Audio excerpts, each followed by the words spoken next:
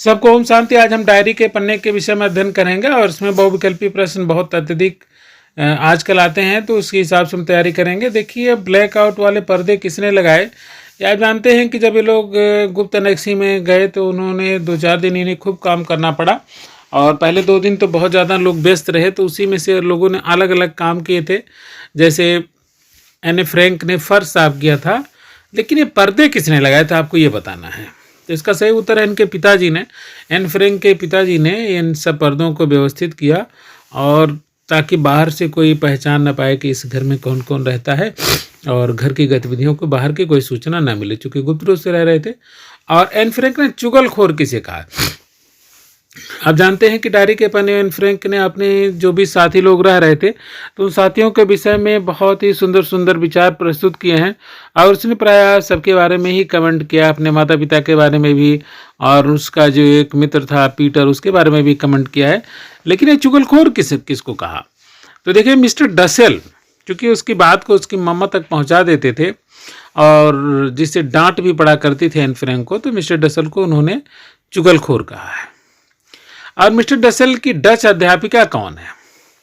आप जानते हैं कि मिस्टर डसेल पत्र वगैरह भी बाहर भेजा करते थे, तो उनके पत्रों को ठीक करने का काम एन फ्रैंक की बड़ी बहन करती थी। आपको पता होगा, मुझे लगता है इस हिंट से, कि डच अध्यापिका किसे कहा एन फ्रैंक ने, तो मार्गोट, जो कि एन फ्रैंक की बहुत बड़ी बहन थी, तो उसको मिस्टर डसेल की डच अध्यापिका बताया है एन फ्रैंक ने।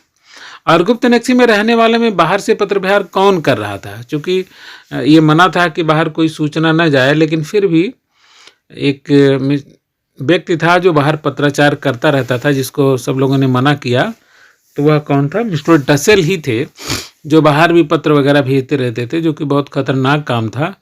तो इस लिहाज से, लेकिन फिलहाल लोग अपनी आदतों के गुलाम होते हैं और कुछ आदतें वो छोड़ नहीं पाते हैं, इसलिए मिस्टर डसेल।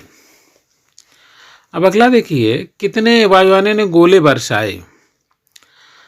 एन फ्रैंक ने ब्रिटेन के वायुयानों के बारे में लिखा है कि ब्रिटेन के वायुयानों ने गोले बरसाए, और 650 टन ये तो लिखा है, लेकिन कितने विमानों ने गोले बरसाए ये भी, उनकी संख्या भी एन फ्रैंक ने दिया है। तो अब आपको उनकी संख्या बतानी है। अब आपने चैप्टर अगर ठीक से पढ़ा है और आपकी याद में है तो बताइए। अच्छा, कुछ लोगों को याद आ गया होगा, कमेंट करें, बहुत अच्छी बात है। तो 350 वायुयानों ने गोले बरसाए। तो अगर ये वीडियो आपको पसंद आया तो इस चैनल के साथ जुड़ें और इसको सब्सक्राइब जरूर करें। 350 विमानों ने काफ़ी मात्रा में गोला बारूद बरसाया था। अब एन फ्रैंक के पुरुष मित्र कौन है? आप जानते हैं कि उस गुप्त एनेक्सी में रहते हुए ये लोग बोर हुआ करते थे, तो कुछ लोग जो कि ये पत्रिकाएं, पहेलियां बुझाना, बहुत सारे काम किया करते थे। एन फ्रैंक ने अपने एक पुरुष मित्र के बारे में भी लिखा है, और उसके साथ अपनी बातचीत और अन्य कई चीज़ें शेयर किया है। तो वो था पीटर। पीटर उन्हीं के साथ ही रहता था, एक लड़का था, और उसको घुन्ना भी कहा है। एन फ्रैंक ने पीटर के बारे में लिखा को बहुत घुन्ना था और अपने बारे में कोई भी जानकारी नहीं देना चाहता था। दूसरों के मन की तो जानना चाहता था, लेकिन अपने मन की कोई बात वो शेयर नहीं करता था। तो एक प्रकार से मित्र की कमियों का भी उल्लेख किया है। और एन फ्रैंक ने जन्मजात बहादुर किसे कहा है?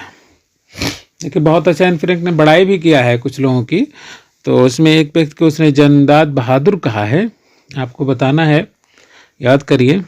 मुझे लगता है कि कुछ लोगों को याद है, जिनको नहीं आता तो चर्चिल, जो कि पनडुब्बी में और कहीं भी चले जाते थे और काफ़ी साहस भरे काम किया करते थे।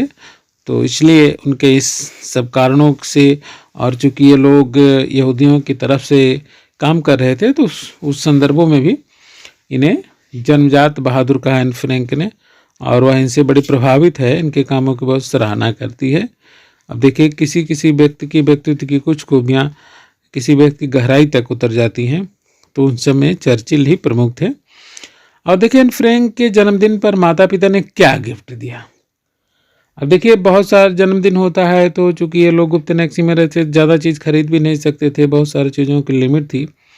लेकिन जब भी जन्मदिन होता है तो माता पिता और मित्र नाते रिश्तेदार लोग बच्चों को कोई न कोई गिफ्ट दिया करते हैं। तो एन फ्रैंक के पार्टी में भी कोई पीटर ने फूलों का गुलदस्ता दिया, कुछ लोगों ने अन्य चीज़ें दिया, लेकिन इनके माता पिता ने इनको वनस्पति विज्ञान की पुस्तक प्रदान किया था, ताकि चूँकि ये फिल्मों की बहुत सारी चीज़ें पढ़ा करती थी और समीक्षाएं पढ़ती थी, लेकिन वनस्पति विज्ञान में भी इसके रुचि जगे, इसके लिए इनके माता पिता ने वनस्पति विज्ञान की किताब इसको दिया था। और मौत के खिलाफ मनुष्य नामक पुस्तक के लेखक कौन है? और मौत के खिलाफ मनुष्य में इस लेखक ने स्त्रियों की कई विशेषताएं भी बताई है और जन्म को अनिवार्य और टाला न जा सकने वाला भी एक वैसा नहीं कारण नहीं कहा है। तो मौत के खिलाफ मनुष्य एक उत्तम पुस्तक है जिससे बड़ी प्रभावित है एन फ्रैंक, और इसके लेखक हैं पोल दे कुरेफ। पोल दे कुरेफ ने यह पुस्तक लिखी है और काफ़ी क्रांतिकारी पुस्तक है ये, जो एन फ्रैंक को बहुत ही इनके विचारों से बड़ा सहमति व्यक्त करती है। तो एक बहुत ही उत्तम बात है। आप सब शांति सिंह देखा